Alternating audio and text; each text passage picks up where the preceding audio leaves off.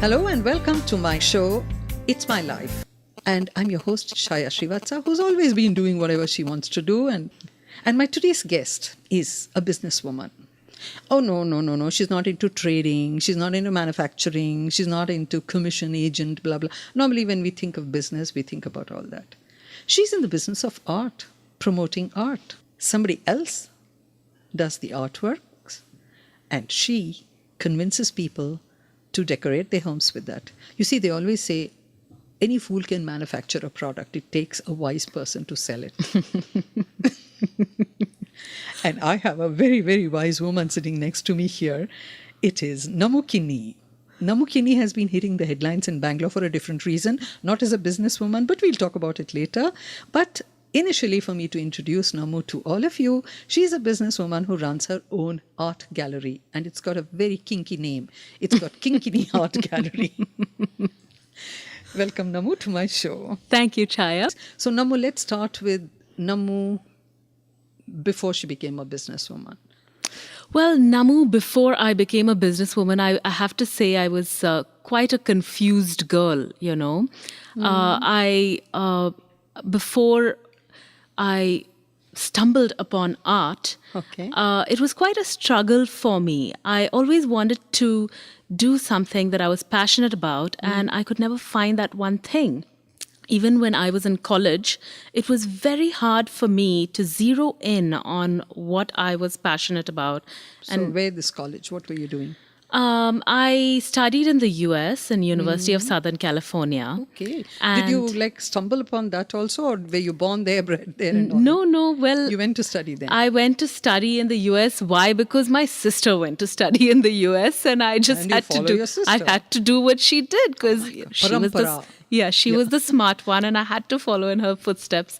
So, she ended up studying in New York, and I went to California. What did you study? And I studied everything. I really tried everything out, Chaya, but I have to tell you, I would give my parents a heart attack every semester, and I'm not joking. And you changed the subject every because semester. I changed my major almost every semester or at least every year. And what were they? What are the different changes? I started with, I even did engineering. I did management. You did the whole engineering course? No, I did about a year of engineering because my father's an engineer. Good. And it was always my dream to take over his company and be the good daughter. But that didn't work out for various reasons. And I studied communication, management. In the middle, I wanted to quit everything and study photography. Okay. So and it was an honest struggle. I just didn't know what my purpose in life was. Who does? You know, well, who does? Well, as an 18-year-old or a 19-year-old, I was really searching. Everybody seemed to know what they were good at and what they were going to graduate in, and all my roommates did. But it really was a struggle. It was a difficult time in my life, I would say. Choosing is very difficult. Once you choose something, following it is not so bad. Right. But making the right choice is difficult. It was a big challenge for me. So I ended up graduating in economics. And it's not too much of a difference, right? Economics, engineering. It starts with E, both of them. Well, I'm so glad that I finally zeroed in on something as communication. You also said you did I did a little bit of communication. I have to say there was a takeaway from every single thing that I tried. In communication, we were made to make several presentations in my business classes that I've taken. In fact, there are some of these classes that I still remember. When I have to make an important presentation today, I think about what my professor said. What you were taught at that time. And photography, and it taught me to be creative, and that's what I'm truly passionate about. So, you know what photography teaches you more than anything else? Focus. I suppose so. Unless you focus, you can't capture the image. Absolutely. Yeah. So it also taught me to be free, to connect with my soul. So, okay. So I didn't expect that. Connect with my passion or something. Well, to express what you have inside, to see what is your point of view on an image, Sure. so we can all be shooting the same image. And the different angles that you right, take. your perspectives, to stand by your work and to understand the artist's point of view. For the rest of my life, I've been on the other side. So you did a complete course in photography? I did about 3 different courses and I did quite well. So, Okay. but I have to say, I'm really happy that I did zero in on economics because it's a science of business. So it gave me a really good base. Okay. And it helped me get my first paycheck, which is great. You learn how to bridge the demand and supply gap and things like that in Yes, economics, right? yes. You just it's the science of business. So after graduating, I didn't find it too difficult to get my first corporate job.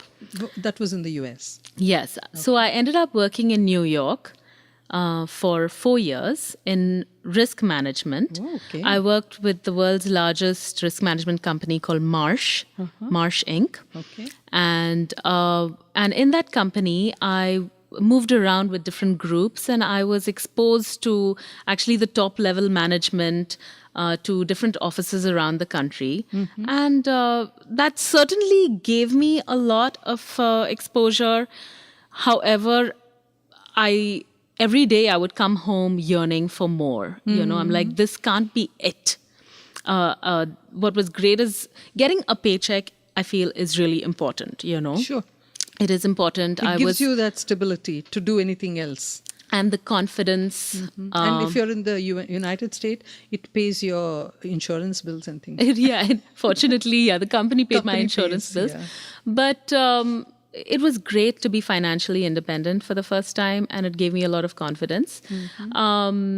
However, I was always, looking, I just didn't know. I said, this can't be it. But I stuck on for 4 years. I moved around the company, and in fact, I had a very important life-changing experience while I was at Marsh Inc. Like what? In 2011, I was very close to the World Trade Center when the whole September 11th went down. Wow. I had a meeting on the 99th floor at 9 a.m. on September 11th. Okay. So my company had half its offices in the World Trade Center and half its offices midtown. So my team was organizing a meeting. Again, it was top-level management. People were flying in from around the country for this one meeting. And at 8:45 in the morning, I was walking towards the World Trade Center, and I witnessed the whole thing. You hadn't yet reached the office. I was a few meters away. And you saw it crumbling? Well, I ran away. I saw the first plane hit. What was it like? It was the most unnatural thing to witness because it's something like a video game you see it happening. I couldn't believe, I couldn't understand what was going on. It's if you think of a plane crash, the plane crashes on the ground. What is a plane? Why is it going through a building? Of course, I thought it was a horrible accident. Right. So since I witnessed, I saw it coming from behind the building, and the direction in which it was flying, it seemed like it would come out from the other side and land on me. That's what I thought in that split second. Okay. So I decided to run for my life. I mean, I Naturally. wasn't ready to call it quits. So there were so many bystanders. I don't know why they were just standing and watching, and I just ran for my life. So I was already on the way home by the time. I just thought when I witnessed the plane going through, I said, this is not the end. Something worse is going to happen, So I'm not going to be there to watch it. But you heard all the noise and the crash and things like that. Yes, of course. It started crumbling around me.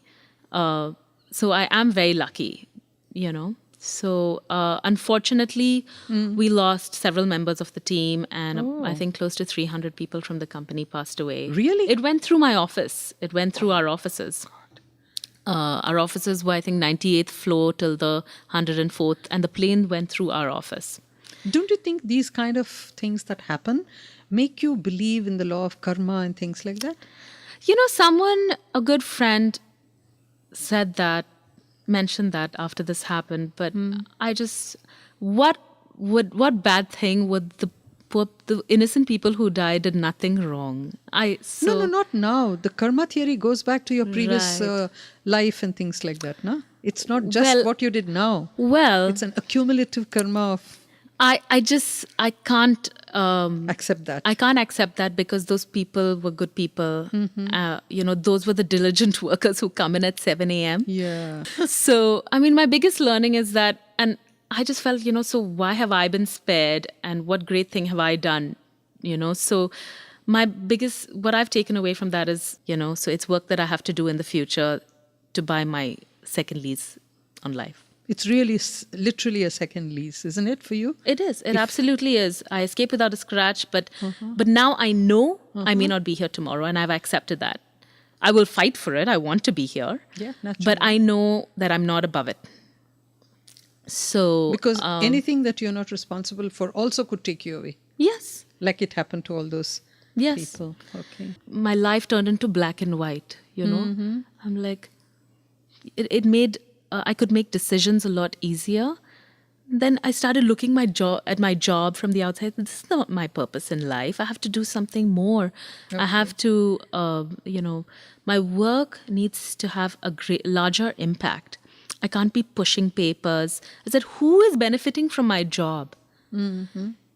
It can't be just me and a paycheck or some Excel spreadsheet somewhere or, some consulting work. Nobody knows what the outcome is going to be. Mm-hmm. Mm-hmm. I couldn't be having elevator conversation for the rest of my life and talking about the weather. How old were you then? I was maybe 22. At 22, people feel that way? Well, you're grown up at 22. Yeah, but I don't know. Again, I think it's a generation thing, Namu, because at 22, I was bringing up my 2 kids. Right. Okay. So I had no time to sit and think about what's my purpose in life. My purpose in life was to mix their feed, see that their nappies are changed. And that was your purpose in life at that point. So since I didn't have those responsibilities at that point, I had to, I knew that it had to be something different. Again, I didn't know what. Mm-hmm. But it was by a process of knowing what I didn't want to do, just striking elimination. Off. Absolutely. Mm-hmm. Yeah, that's a very good way of finding. Yes. So, slowly things started becoming more clear in my mind. What did the parents have to say in all these things? At the same time, I was also dating my husband, at that time. Okay. And it also brought us closer together. He was also in New York at that time. And we had no plans we had not spoken about marriage, or we were very young, just being in the now. So we did decide to get married after that. Okay. So it brought us together. And my parents... So there was something that you knew your mind about. Yeah, fortunately, that was one thing. That's the one thing I haven't changed my mind about, my husband. So it brought us closer. We did get married a year after that. Uh-huh. And a year after that, he got a job in New York, and, we both decided, this is it. Let's move back to India and make something happen. Really? Yeah. Overnight, we decided. What made you decide to come back to India? Blout chale kyun? Well, this, as I told you about my corporate job, that it was growing inside of me, that I was dissatisfied. And my husband is a designer. And in fact, he has more of a background in art and design. And he was working like a dog. And I think in the creative field, you have to be alone, you have to be on your own and to be independent. So... also, I have to say, it was a disturbed time in the US. There was war. Just after this. Do you remember? I don't know if you remember or used to watch on the news over here. There were all of these different codes of levels of risk on the streets.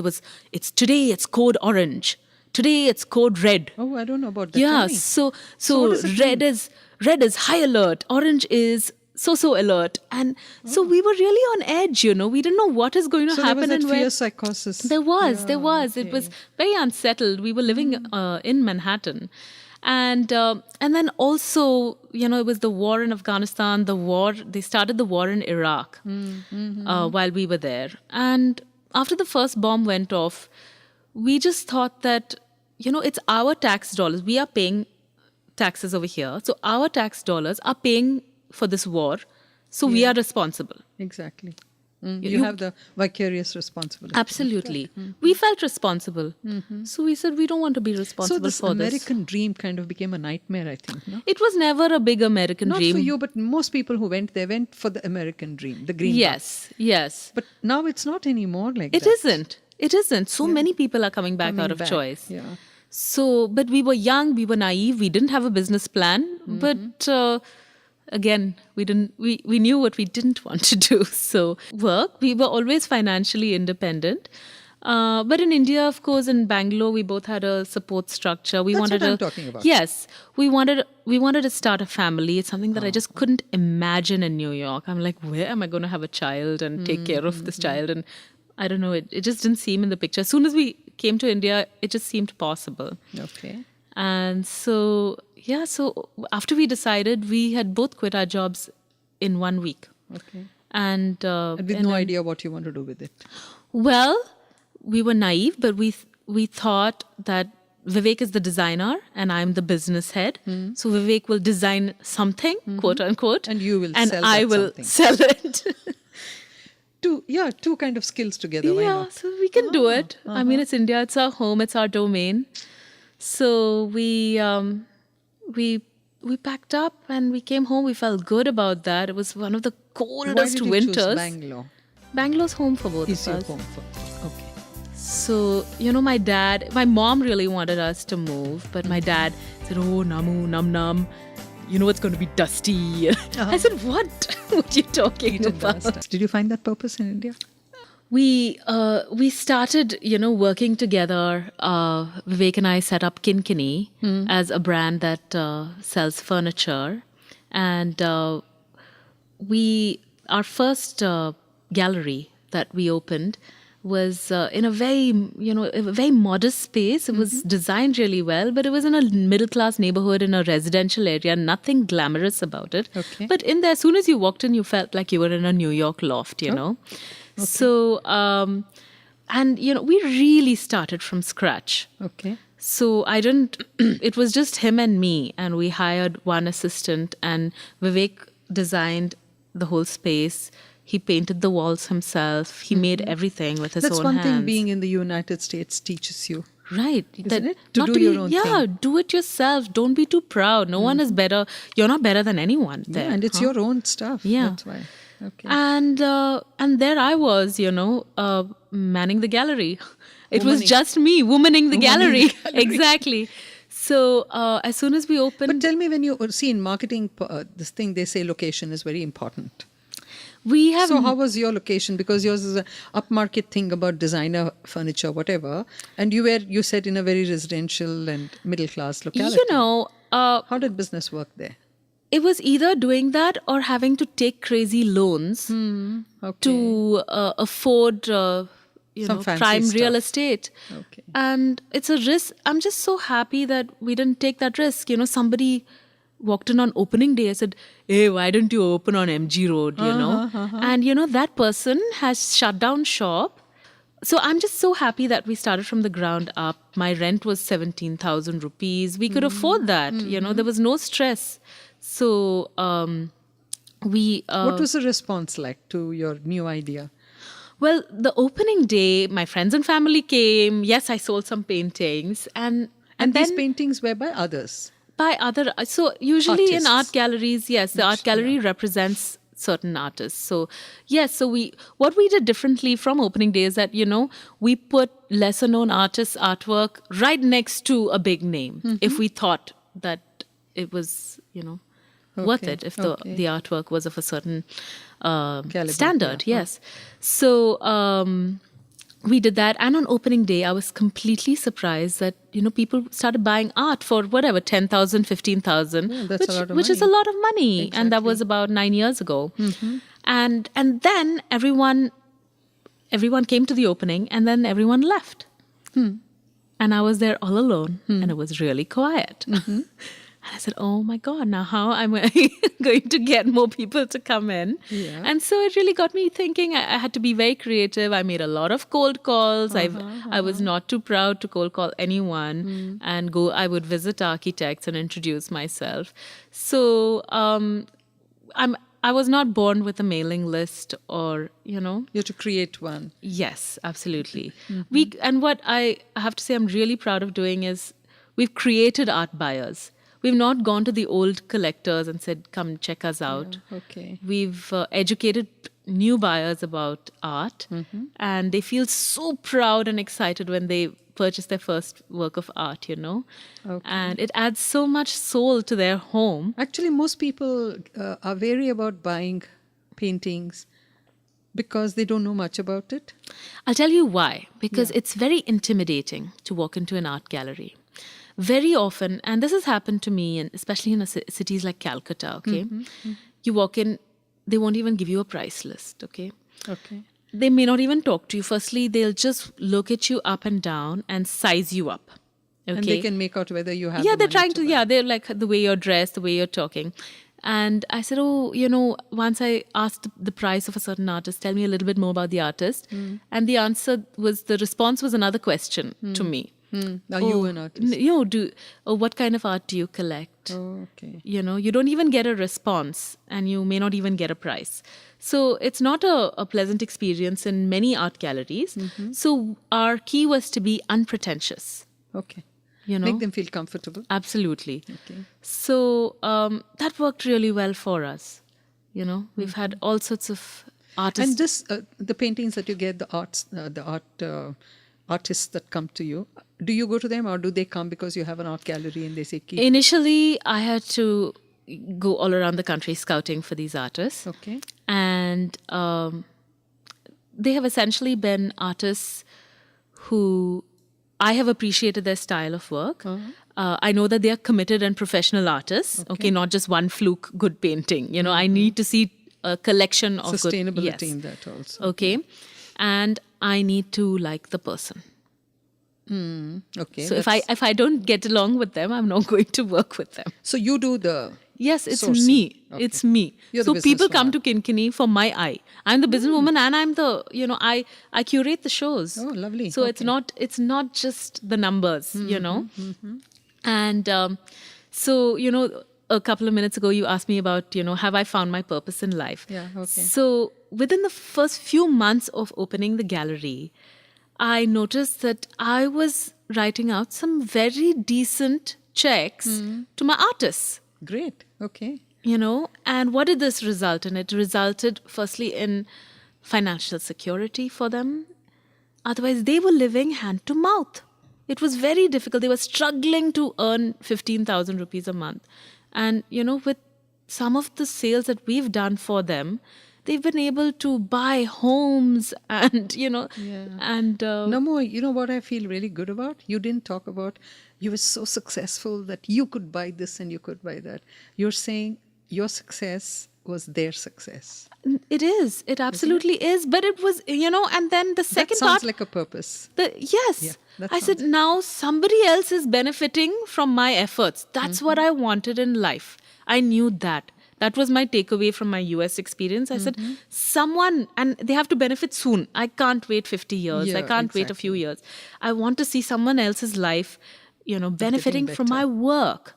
So on the artist side, I just, you know, I was able to provide the security, then to one artist, then to 5 artists. It started growing. Okay.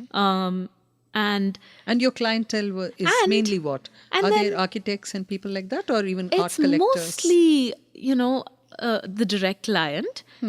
Well, first-time buyers turned art collectors. Okay. And they turn friends, All right. you know. So on the client side of things, you know, I was opening their world to the world of art. Okay. And they would be so proud. It you know, it adds so much to your lives. When usually people are trying to create a haven at home, you know. But usually work is associated with stress, and then they want some sort of oasis at home of calm and whatever, warm energy, whatever that they're trying to create. And, you know, it's... And the painting gives that. Yes, Yeah. it's, you know, the artist has poured their soul into this piece of canvas or sculpture. Do you support any style of like surrealistic painting? And We have a lot of mixed media artists. It excites me when the artist has completely created their own style, you know. and you don't know what So- it's all about.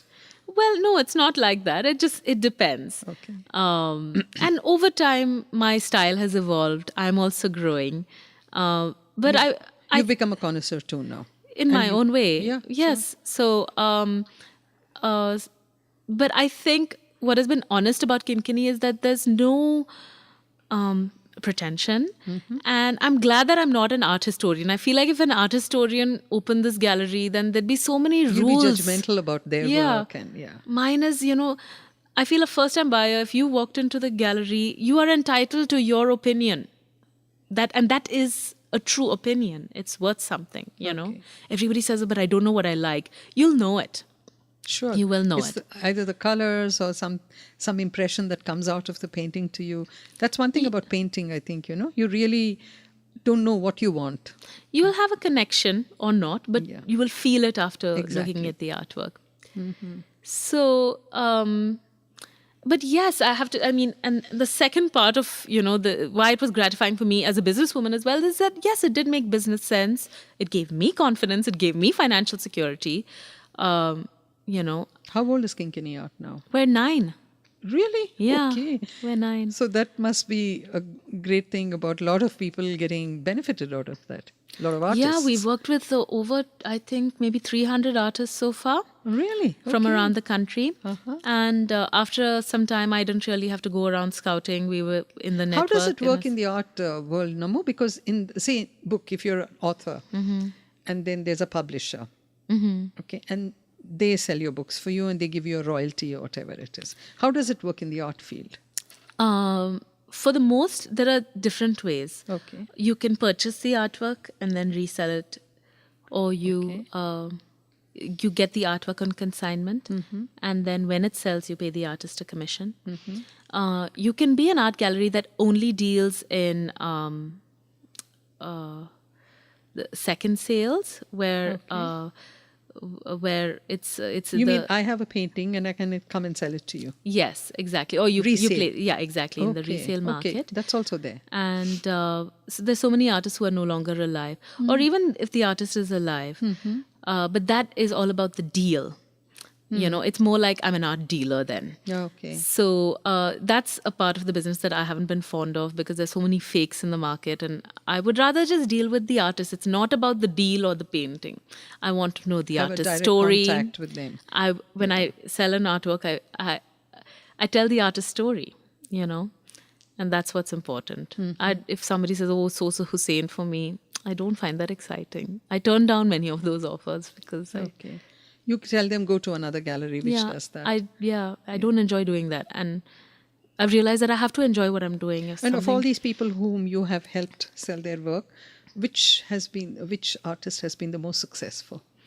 Who's kind of hit the headlines really? Well, the two of them, one is Basuki Das Gupta and one is G. Subramanian, who's also known as Subra. And they both do mixed media work. And Subra was my first solo show. All right. And in that first show itself, I think I sold 25 paintings. I was so surprised myself, And I was really young when I started this. I think I was 26 or something. And I really looked like a kid. So I still do. All my listeners can't see you, but then maybe tell them that you still look like a college girl. Now I'm trying to look younger, but then I was trying to look older for people to take me seriously. And Basuki as well, I met him at a street fair. And, the very first Chitra Sante. Yeah, near Chitrakala Parishad. Yeah. So, and he was selling his work for 2,000 rupees on the road, and we bought one for my mother-in-law.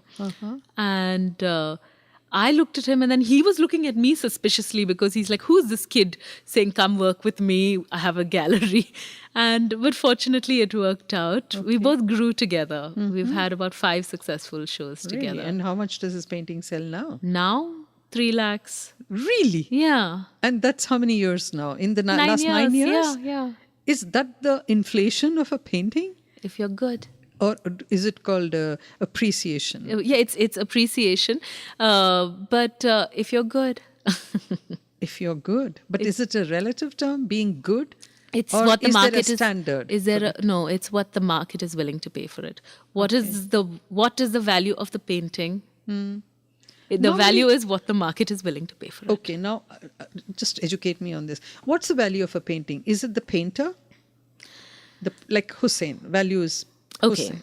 Or is it the painting itself? Well, a Hussein would be priced according to, there's several factors: the condition of the artwork, the series which it comes from, how rare is it, the techniques that he's used. And then you would also look at auction sales, auction results. So that's with artists like Hussein. With my artists, it's, most of my artists are not auction artists. Okay. So like a Basuki, with a Basuki, who is an artist who primarily works with only Kini, we've set the pricing. And we make sure that it's fair for both sides. Okay. Let's move on to something else, because Namu does something different other than her art, selling art. Lately, she's been very much visible on social networks and in the La-di-da Society of Bangalore. Is that right? Yes, I it never is. thought about it like that. With her, she calls herself the Oprah Winfrey of India. I never said that. Somebody said that. Okay, she didn't say it. Yeah, to be honest, it was somebody else. I think media calls her the Oprah Winfrey because she has started what is called Conversations with Namu Kini, a very unique idea. She hosts a talk show of her own. That's why I was a little nervous when I called her and said, please be a guest on my talk show. But mine is audio, hers is video, so it's okay. Hers is actually real life. She has this show in Taj, West End, That's right. yeah, with a beautiful set. It looks like a nice drawing room, and she has normally 3 guests. And I think she sticks to women. Am I right? Right. It is all women for now. I'm keeping it open. So it's Okay. not set in stone. Okay. And eventually they get edited down to 12 to 15 minute videos. Okay. And they are released as separate videos. So each conversation is released separately, Separately. on YouTube as an online talk show. But when you have it live, So the live event, actually, we're done in 1 hour and we have a Q&A session. So how do I pick my speakers? I am just, to put it plain and simply, I'm looking for inspiring people.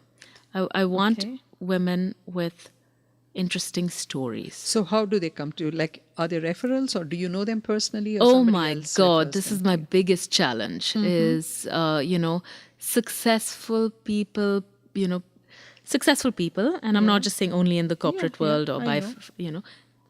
they're busy, aren't they? Of course. That's why I'm asking you. How do you get them? So I they mean, are really busy. Namu has had on her show Usha Uthup, I know. who The even original. sang. Right. That was a treat, wasn't That was it? a treat, and I happened to be there. And Namu invited me for that, and I'll never ever forget that beautiful evening I had with she and her guests. She had on her show Gauri Deshpande, right? Gauri Shinde. I'm sorry, Gauri Shinde, Yes. who maker of English Winglish. Yes. And Koil, I had Kalki Keklam, Kalki, the okay. actress. Again, the with actress. almost every show that we've had, we've flown in at least 1 or 2 guests. but I think So- the real, I would think your success would be getting Shavira Jawat, the Oh, Sarpanch. did you see? We just released her video. Yeah, I saw it. And I completely agree. These are people who are not easy to get in touch Absolutely. with and not easy to convince. And it's their time.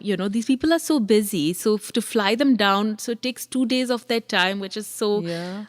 that is, You the don't have to biggest pay gift. them for it, do you? No, we don't do that. Okay. We can't afford that. Afford that. But And we it's- don't want to start that because it's media. This is not entertainment. This is an interview with you. So they have to treat it as if they're coming onto a news show. Absolutely. And it's so personal. They can see what's happening, the reaction to what they are saying. Exactly. And this is a way for people to see their human side, yeah. So that's my format. And What gave you this idea, Namu? well, I have to say that it is Kinkini that brought this idea to me because here I am sitting at my gallery every day. I don't know who's going to walk in. And, my clients are the most interesting people. Yeah. And, and it's not like a commodity or some, piece of electronics that we're selling. We get chatting, we get into people's lives. Yeah. And if I find the person interesting, I'm going, I ask a lot of questions and I get to know them better because I just want to learn from them, especially if I admire them. I want to know what makes them who they are. Exactly. So I'm like a sponge and I borrow their ideas. I said, this might work well for me. Let me do this. And sometimes these things work. Yeah, sure. There are all of these takeaways from these little conversations. But you also netted a very, very big sponsor, the Embassy Group. That's right. Yeah. That shows you're a very successful businesswoman. Well, let's just say I make a good presentation. That's business. That's business. To even identify who could support you, all this, goes into a business person is not just buying and selling and making money. A person is knowing the market, knowing where they could get support. All that, I think, goes towards being a good business person, isn't it? Well, it also has to do with where I am today. It's not, even though I had no experience in media, I feel like I'm not starting from scratch. Okay. I have 9 years of Kini behind me, and that has given me certain skills and contacts. Contacts, that's a big thing also. Yeah. And relationships. Yes. So I have big dreams for my conversations. I've always, my past conversations have taught me to think big. Of course. So you've already had big people on your show. So even with this, and I have to say, But the only thing is, I just had a feeling that maybe you should have only one person on your conversations because you could go really deep into that person's. Maybe this is just the format for the first round. We'll see where it's going to go. This is not set in stone. Because each one of yours, you said, "Ye dil mange more." I wish I know, but you'd rather leave people wanting more than saying, that was too much, right? Too much. Yeah. Well, the reason that we have this format is it's an online talk show. Yeah. So online time is like a different time, right? Yeah, attention deficiency. So even a 12-minute video is really long. Yeah, it is. But we've had, I have to say, it's been wonderful. The live audience, the feedback, it's been absolutely wonderful. But what's great is people who we don't know who write to us, who've been watching the videos around the world. So, and whatever I had written on my checklist of, what I wanted to achieve with this talk show, to inspire women, to connect women and to make, I want people to feel really good after watching the show. Yes. I want that feel-good factor. We may be tackling a problem, but at the end, I want to leave people with a solution. So even if we're talking about a serious issue, I don't want people leaving feeling like hanging the world is air. Like the world is going to come to an end. But most of your guests have been very gung-ho and successful. Yes. But of course, we talk about the ups and downs. Yeah. And when you hear it from them, you think that, oh, wow, so even they had this problem. Oh, they have nanny issues. Yeah. They're human like me. Nanny issues, anybody has. But, celebrities have nanny issues. Or whatever. I just want everyone in the audience to identify with this successful. And relate. And at the end, leave feeling, hey, I can do this too. You're Archana Doshi, right? Yes. Archana Doshi. I was listening to the other end. I have a sister who's in the United States and she's a grandmom and she lost her partner a couple of years ago. So she's a good cook. So I told her, why don't you do like what Archana did? And I told her the whole thing, this is what it is. And she said, yeah, but I'm not into earning money. I said, forget about earning money. She was, sharing some recipe with me. I said, do this, ask your daughter to videotape this and do this. So my other sister who lives in Germany, we all Skype on Saturdays. She said, yeah, Didi, I think you should do what Chaya is telling you to do. Come on, do it. This is fun. I said, you'll be amazed how many people watch cookery shows. They may not cook it, but they'll watch it. Yeah, especially, Indian food. And Archana made it look like, okay, anybody can do it. Because she just started small and her goal was always honest, all of these successful people, they may or may not have these big dreams, but they've all started small. Small, yeah. You know? And now I look at her, this thing, recipes, whatever she posts every day, and I want to make it. I'm not much of a good cook or whatever. I know, and she does such an excellent job. Of a simple thing. And, and sometimes I feel like you don't even have to be the best at doing something, but the thing is, you just have to do it. Do it. That's the power of just getting up and saying, I'm going to do it. Yeah. You know, even the Chumbak spit girl. it out. Yeah. The Chumbak girl. I think that was an amazing story too. Yeah. Making magnets. What is tiny specific thing and make a business out of it, a successful one. Yes. That and I was telling her in the when we were just chatting as a part of the pre-interview. It's like, you're like an ambassador for India now. These little things are ambassadors for our country that, people will be proud to own this and put this on their magnet in the States. Say, hey, check out my funky country, So instead of a Taj Mahal, So I think it's fascinating what people do, and we can all learn from each other's stories. And when's your next season going to start? Well, I'm working on that right now. Okay. So you will find out. Tell me, Namu, before we, come to the end of the show, I want to know a little about Namu, the family woman, the wife, the mother, because this is also a very essential part, isn't it? Well, Tell me about your children. Yes, I have two amazing kids. How old are they? They are. I have 4. They're going to be 4 and 8 next week. So I'm busy inviting kids for birthday parties right now. Okay. So, yes, I'm a mom of 2, and I have an amazing partner who's. I can see that. He doesn't stand behind me, he stands by my side. For every personal and professional move, we've been doing it together, actually. And we really try to be there for each other. And he truly is my partner in life. You can't do some things in life without having a partner who's, who relates to what you're doing and who can also contribute, isn't it? I really admire people who've done it without a partner. There are so many. You can do anything. But I agree. But since I haven't, for me, I get a lot of support from my husband. No, with that support, you can do it 100 times more. Exactly. That's all. So, and also you come back to a haven, like you said, a home is a haven. Yes. I think it's more than painting. It's also the partner. Partner in the painting is right. Yes. So, of course, we're trying to... so the thing is, my home, of course, I can't treat it like a checklist, like I do at work. I come into the office and I write my checklist. But at home, I just try to have good quality time with my children. So, do you have a nanny?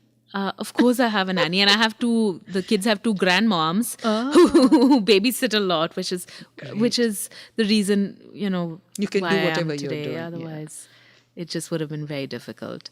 So my kids, totally inspire me. They're completely honest. They keep me on my toes. Yeah. And I just feel like, especially after I had my second kid, I was juggling so much every single day, and I drive myself, and I'm dropping them, and we manage that somehow.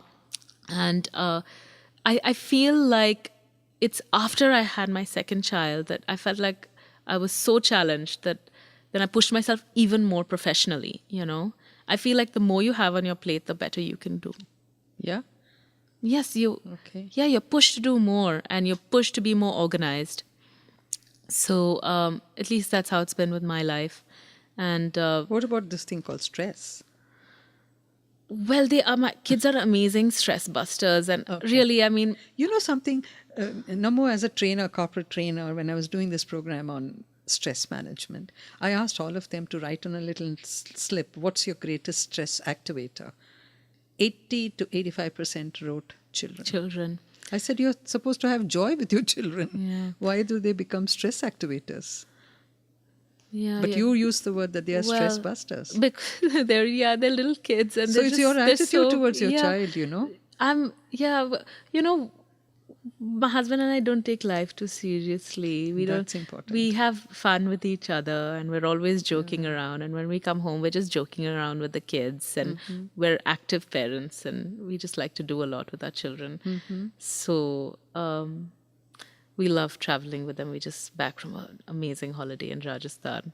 Okay. So, we have a nice extended family as well. My mother-in-law Do lives. they live with you all? Or No, stay no, together? no. Close No, but everything is, we have a network in place. Everybody's 5 minutes away. So, That's yeah. important, right? Yes, I wouldn't Family I network. wouldn't be able to do a single thing. So, yeah, life is full, It's like one thing to the next, and the only thing is, time's just flying by. Namu, the takeaway for my listeners today is that, number one, find a purpose in life, and that purpose preferably to be judoed with somebody else's purpose. Yeah? Yeah, Am I right? get some good karma along the way. Good karma along the way. And I think what was your karma along the way in your last janam, which saved you from the Or what? 9/11 No, thing. it's what I'm about to do. Hi. You were designed to do something. Thank God. And have That's those all I can wonderful say. conversations with women. And thank you so much for being here with me in the studio so that this could be Conversations with Chaya Srivatsa. Absolutely. With Conversations with Namu Kini fame.